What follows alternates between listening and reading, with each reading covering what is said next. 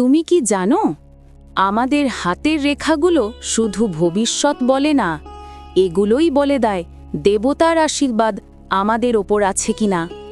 অনেকের হাতেই এমন কিছু বিশেষ চিহ্ন থাকে যা সাধারণ নয়, বরং সেই চিহ্নগুলোই প্রমাণ করে যে ব্যক্তি দেবতার প্রিয় ভক্ত আর তার জীবনে থাকে এক অদৃশ্য শক্তির সুরক্ষা।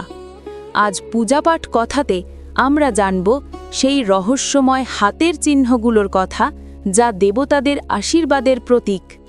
প্রথমত, যদি তোমার হাতে ত্রিশূলের মতো কোনো চিহ্ন থাকে, তবে বুঝে নাও মহাদেব নিজেই তোমার রক্ষাকর্তা। তুমি বিপদে পড়লে অসীম শক্তি তোমাকে অদৃশ্যভাবে রক্ষা করে।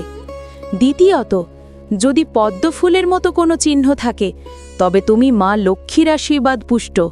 তোমার জীবনে কখনো দীর্ঘদিন দারিদ্র্য টিকতে পারে না। তৃতীয়ত, যাদের হাতে অক্ষর ওম এর মতো কোনো আকার দেখা যায়, তারা জন্মগতভাবে আধ্যাত্মিক আত্মা।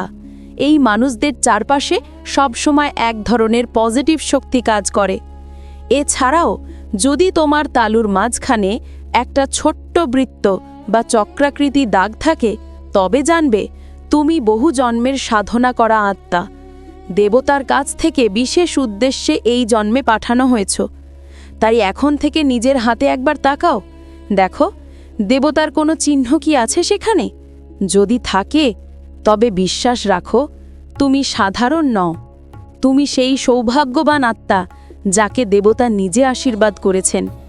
যদি ভিডিওটি ভালো লেগে থাকে, তাহলে লাইক, কমেন্ট ও শেয়ার করো।